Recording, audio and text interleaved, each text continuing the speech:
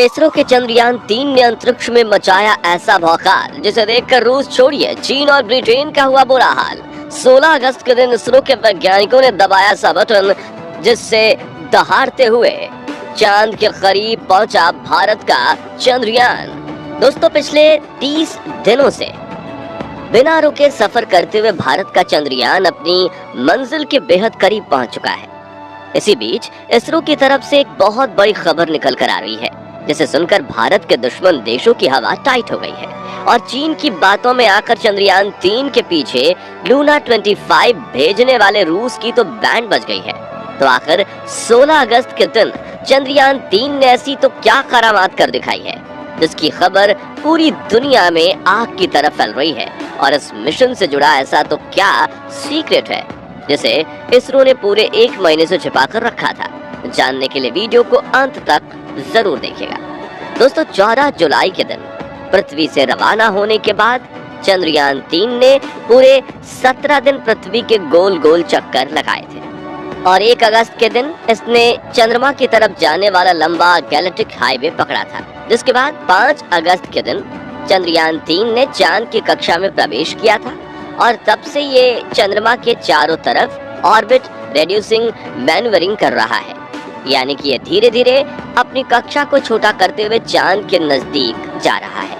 और अब इसरो की तरफ से एक बहुत ही बड़ी खुशखबरी निकल कर आ रही है जिसे सुनकर आपका सीना गर्व से चौड़ा हो जाएगा। जी हाँ, करीब 32 दिनों में 25 लाख किलोमीटर से भी ज्यादा का सफर करके चंद्रयान 3 चांद के बेहद करीब पहुंच चुका है। और अब 16 अगस्त के दिन इसरो के वैज्ञानिकों ने चंद्रयान मिशन का सबसे मुश्किल पड़ाव पार कर लिया है, जो कि था 100 किलोमीटर की गोलाकार ऑर्बिट में प्रवेश करना। दरअसल अब तक चंद्रयान 3 चांद के अंडाकार कक्षा में चक्कर लगा रहा था, लेकिन अब इसरो के वैज्ञानिकों ने इसे चांद की 100 किलोमीटर वाली गोलाकार कक्षा में धकेलकर एक बड़ा कीर्तिमान हासिल कर लिया है। दोस्तों, चंद्रयान 3 मिशन का ये पड़ाव इतना महत्वपूर्ण इसलिए था क्योंकि अगर इसमें थोड़ी सी रफ्तार कम ज्यादा हो जाती या फिर एंट्री गलत हो जाती तो चंद्रयान 3 इस कक्षा को पकड़ ही नहीं पाता और चांद की सतह पर क्रैश लैंडिंग कर सकता था। लेकिन भारत को चंद्रयान मिशन के इस पड़ाव में भी कामयाबी मिल चुकी है और ये चांद की 100 किलोमीटर वाली कक्षा में गोल गोल घूम रहा है।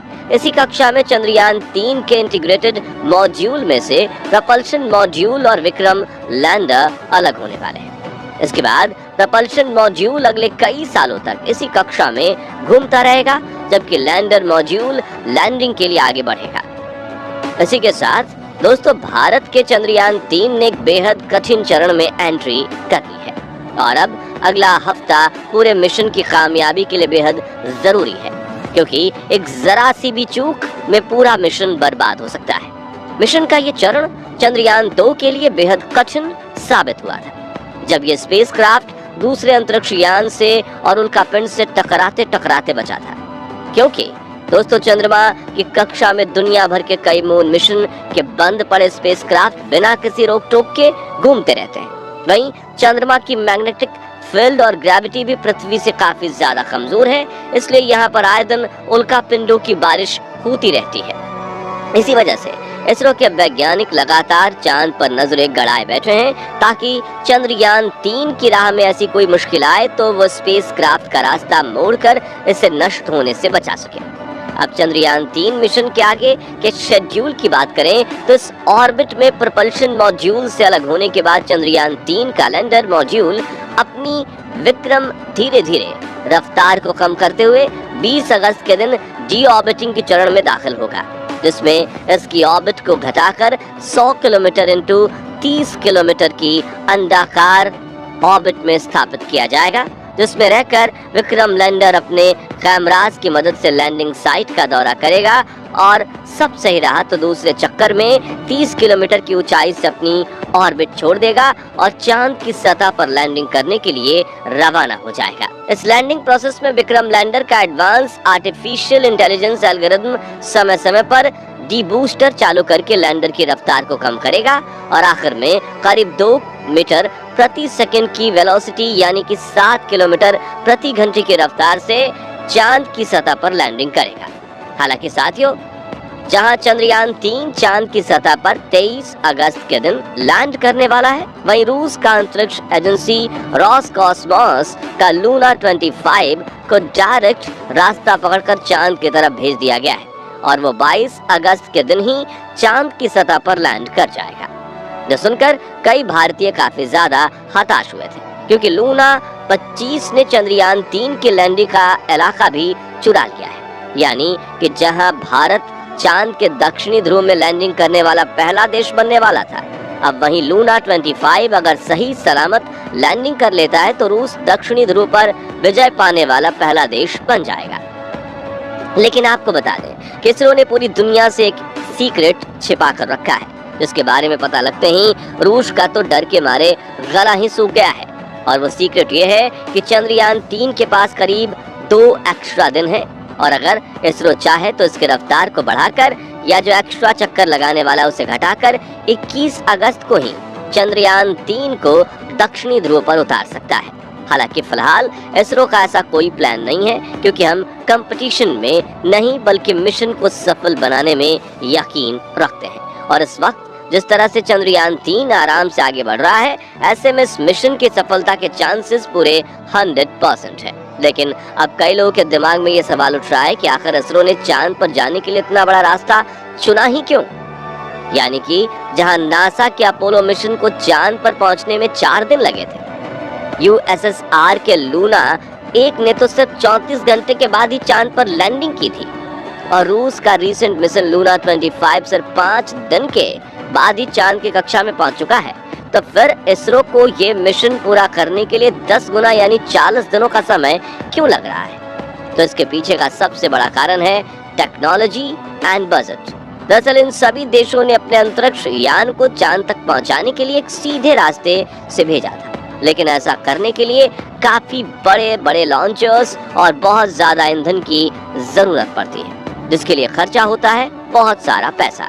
और इन देशों के पास अपने स्पेस मिशन के लिए काफी हाई बजट था, जबकि कम खर्चे में मैक्सिमम आउटपुट देना इसरो की सबसे बड़ी खासियत है।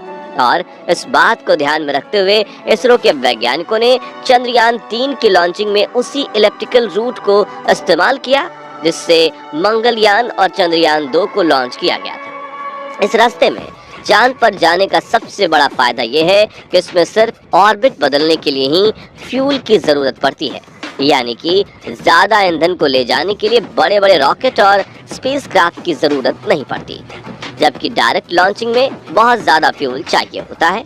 इस वजह से जहां पर नासा के अपोलो स्पेसक्राफ्ट की लॉन्चिंग में 4,40,000 किलोमीटर फ्यूल का इस्तेमाल हुआ था, वहीं चंद्रयान 3 मिशन में इससे 15 गुना कम यानी कि करीब 27,000 किलोग्राम फ्यूल का इस्तेमाल किया जा रहा है। और इससे भारत को कितना फायदा हो रहा है उसका अंदाजा आप इसी से लगा सकते हैं कि जहां नासा के अपोलो मिशन के तहत चांद पर एक स्पेसक्राफ्ट को भेजने में 2900 करोड़ रुपए खर्च हुए थे, रूस अपने लूना 25 मिशन के लिए 1600 करोड़ रुपए खर्च कर रहा है। वहीं भारत के चंद्रयान 3 का बजट सिर्फ 615 करोड़ रुपए है। और ये आपको जानकर खुशी होगी कि इसरो के एक्स चेयरमैन जी माधवन नायर का कहना है कि भले हमारा बजट कम हो, लेकिन हमारी टेक्नोलॉजी इतनी ज्यादा पावरफुल है कि भारत के मून मिशन का सक्सेस रेट दुनिया भर के मून मिशन से 50 गुना ज्यादा है। और दोस्तों, भारत की अफोर्डेबल टेक्नोलॉजी में इसी निपुणता को देखकर रॉसकॉस्मोस, नासा और चीन समेत पूरी दुनिया के कई बड़े स्पेस एजेंसीज को इसरो से जलन होती है, क्योंकि उन देशों की गवर्नमेंट भी अपने स्पेस एजेंसीज पर आए दिन दबाव डालती है कि आप भी इसरो से कुछ सीखो और अपने मिशन में थोड़े पैसे बचा लो। लेकिन वे लोग चाहकर भी इसरो जितने कम बजट में अपने कोई स्पेस मिशन को नहीं कर पा रहे हैं। तो दोस्तों, अगर आपको भी चंद्रयान 3 मिशन को लेकर इसरो पर गर्व महसूस हो रहा हो तो कमेंट बॉक्स में भारत के वैज्ञानिकों की तारीफ में 2 शब्द जरूर कहिएगा। वीडियो पसंद आया हो तो इसे लाइक और शेयर जरूर कीजिए। साथ ही ऐसे ही कमाल की वीडियोस देखते रहने के लिए हमारे चैनल को सब्सक्राइब कर दीजिए। यदि आप फेसबुक पेज पर हैं तो पेज को फॉलो करना बिल्कुल भी ना भूलें। वीडियो को अंत तक देखने के लिए आपका बहुत बहुत धन्यवाद।